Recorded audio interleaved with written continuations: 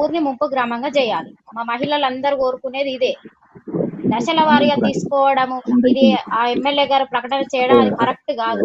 మొత్తం ఫస్ట్ ఊరు మొత్తం అవార్డు చేయమనండి, ఆ తర్వాత ముంపు గ్రామం కొద్ది మీరు దశల వారీగా తీసుకోండి, మేము దానికి అంగీకరిస్తాం. కాకపోతే వారికి ఫస్ట్ ఇచ్చేసి ఆ తర్వాత వాళ్ళ ప్రభుత్వం అయిపోతుంది, అప్పటి వరకు వాళ్ళు ఏమంటారు మా ప్రభుత్వం అయిపోయింది, మాతోని కాలేదని చెప్పడం జరుగుతుంది.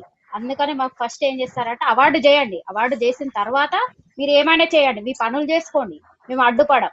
కాకపోతే ఈ విధంగా భయపెట్టి వాళ్ళ పోలీసులను తీసుకొచ్చి ఊర్లో ఈ విధంగా భయపెట్టి అందరిని ఆందోళనకు గురి చేయడం కరెక్ట్ కాదు ఎమ్మెల్యే గారు.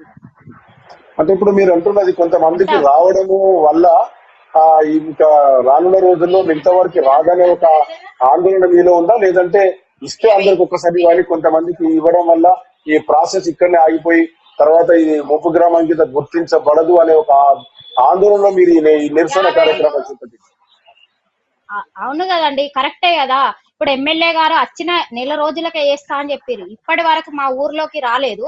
వచ్చి కనీసం ఈ రోజుకి ఇది చేస్తాం ఇట్లా మాట్లాడతాము అని హామీ ఇప్పటి వరకు మాకు ఇవ్వలేదు. మేము ఎంతమంది అధికారులను కలిసినా ఏం చేసినా కూడా మమ్మల్ని పట్టించుకోవడం లేదు. ఎంతమంది అధికారుల దగ్గరికి వెళ్ళినా మమ్మల్ని అడ్డుకోవడమే జరుగుతుంది. మా బాధను ఎవరికి కూడా చెప్పడం లేదు. అందుకనే మాకు కావాల్సింది ఏంటి, ముంపు గ్రామం చేయాలి అంతే మాకు కావాల్సింది.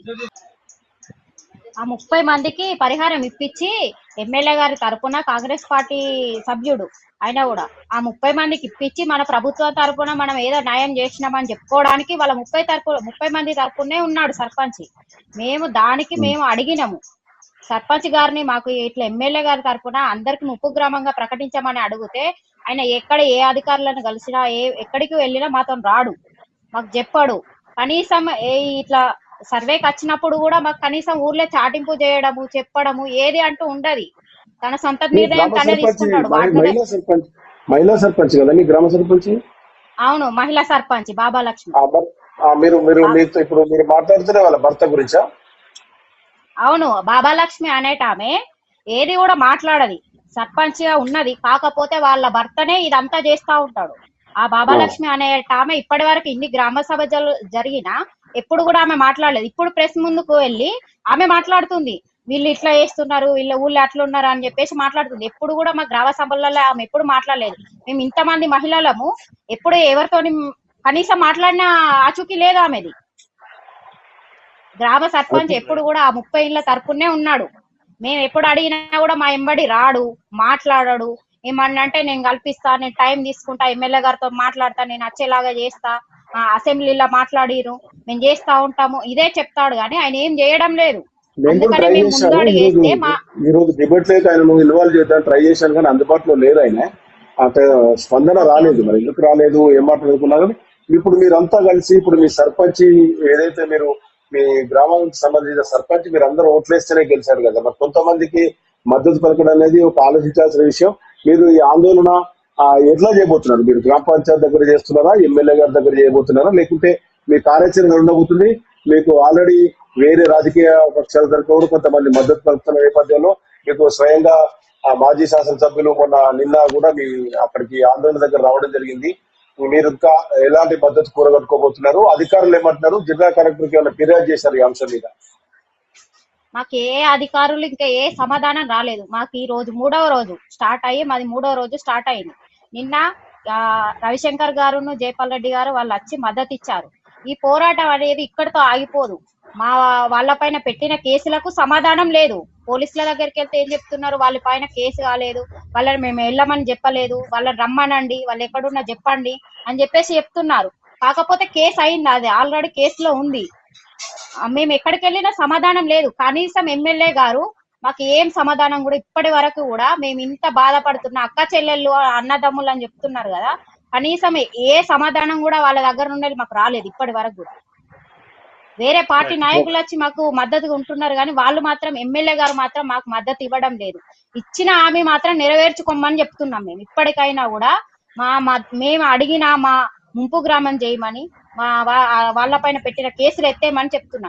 ఆయన ఇంకా కూడా మాకు సమాధానం రాకపోతే ఇది ఇక్కడితో ఆగదు నిరసన, ఇంకా పైదాకా వెళ్ళడం కూడా జరుగుతుంది. గ్రామ ప్రజలది కూడా అదే ఉంది.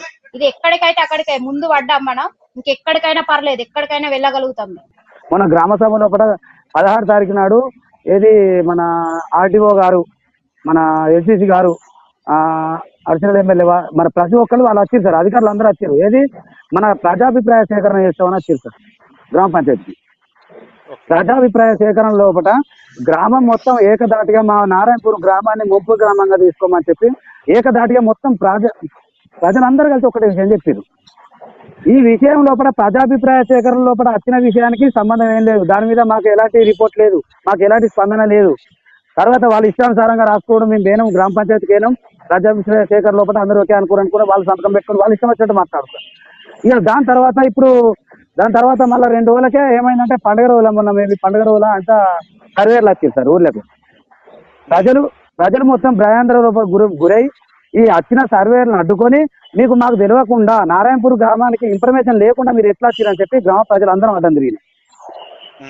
దాని నిమిత్తం మళ్ళీ సర్వేర్లు అందరూ వెళ్ళిపోయిన తర్వాత నెక్స్ట్ గ్రామ సభ జరిగింది సార్ మా నారాయణపూర్లో.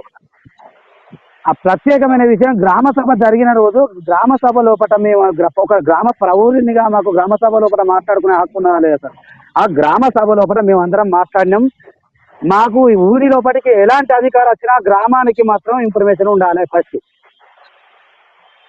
మాకు ఇన్ని రోజుల బట్టి ఎలాంటి ఇన్ఫర్మేషన్ మాకు ఉంటలేదు, కాబట్టి దయచేసి మాకు గ్రామానికి ఇన్ఫర్మేషన్ ఇవ్వండి అని చెప్పి మా గ్రామ సెక్రటరీ గారిని, మా సర్పంచ్ గారిని మేము కోరుకునేది ఒకటే విషయం ఫస్ట్. దీని తర్వాత మన గ్రామంలో పడిన సమస్యల గురించి పరిష్కరించింది. ఈ విషయానికి మాకు ఎందుకు చెప్తలేరు, 30 ఇళ్ళకే మద్దతు ఇస్తున్నారు, మా మిగతా ఇళ్ళకి ఎందుకు మద్దతు ఇస్తలేరు, ఊరు మొత్తం ముంపు గ్రామంగా తీసుకోవడానికి సర్పంచ్ గారు సుతా మాకు తోడుండాలి. ఈ సర్పంచ్ గారు కూడా మనం ఎమ్మెల్యే గారు కూడా మాకు మాట ఇచ్చిన ప్రకారం నిలబడాలి. ఇది ఒక్కటే మా గ్రామం లోపల జరుగుతున్న సమస్య ఏంటంటే మాకు ముంపు సమస్య ఉన్నది. అందరే మాకు ఎమ్మెల్యే గారు మాట ఇచ్చారు, అందు గురించి ఎమ్మెల్యే గారిని మద్దతుతోడు గెలిపించుకున్నాం, మా సర్పంచ్ గారిని మద్దతుతోడు గెలిపించుకున్నాం. ఇప్పటికైనా మా ఎమ్మెల్యే గారు ఇప్పుడు గ్రామ సభ లోపల మాట్లాడిన మాటలు వేరు, వీళ్ళు పెట్టిన కేసులు వేరు. ఈ కేసులు తక్షణమే మా గ్రామ ప్రజల మీద పెట్టిన కేసులు తక్షణమే ఎత్తివేయాలి. ఈ కేసులు ఎత్తివేసి మా ఎమ్మెల్యే గారు మాకు మాట ఇచ్చిన ప్రకారం ఊరిని మొత్తం ముంపు గ్రామంగా ప్రకటించాలి. మాకు ప్రకటించాలంటే మాకు కూడా ముంపు సమస్య ఉన్నది, మీరు మాట ఇచ్చారు కాబట్టి ముంపు సమస్య ఉన్నది అని చెప్పి ఇదే కట్ట మీద నారాయణ చెరువు కట్ట మీద వచ్చి వర్షం లోపల నిల్చుండి మేము ఇప్పుడు 2022 లోపల మా కట్ట తెగింది సార్. ఆ కట్ట తెగిపోతే చిన్న పిల్లల కాంచెల్లి మొత్తం ఇళ్ళకి వెళ్ళి వచ్చి ఈ కట్ట మీద నిల్చుండి బతికినాం 2 రోజులు. ఒక 5 రోజులు మాకు నిత్యానుసార వస్తువులు కూడా లేవు. అప్పుడు మన రవిశంకర్ గారు ఎమ్మెల్యే గారు ఉన్నారు, సార్ కూడా వచ్చారు ఇక్కడికి. అప్పటి నుండి ఏ ఎమ్మెల్యే గారిని కూడా అడిగినాం, సార్ మా ఊరిని ముంపు గ్రామంగా తీసుకోండి సార్, కట్ట కింద బతుకుడు ఇబ్బంది ఉన్నది అని చెప్పి మన రవిశంకర్ గారు కోరుకున్నాం. నేను చేస్తా కంపల్సరీ అని చెప్పి అంతలోపలనే సార్ పీరియడ్ అయిపోయింది. ఈ మన ఎమ్మెల్యే మన మేడిపల్లి సత్యం గారు వచ్చిన తర్వాత కంపల్సరీ మేము ఎట్టి పరిస్థితుల్లో మీ నారాయణపూర్ మొత్తం పూర్తి ముంపు గ్రామంగా ప్రకటిస్తామని చెప్పారు. ఈ మాట ఖచ్చితంగా ఎట్టి పరిస్థితుల్లో మా నారాయణపూర్ మొత్తం ముంపు గ్రామంగా ప్రకటించాలి. ఇంత దూరమైనా సరే నారాయణపూర్ ప్రజలు పోవడానికి సిద్ధంగా ఉన్నాం. ఇప్పుడు ఏదైనా ముచ్చట ఎమ్మెల్యే గారితో మాట్లాడడం అంటే నారాయణపూర్ వచ్చిరంటే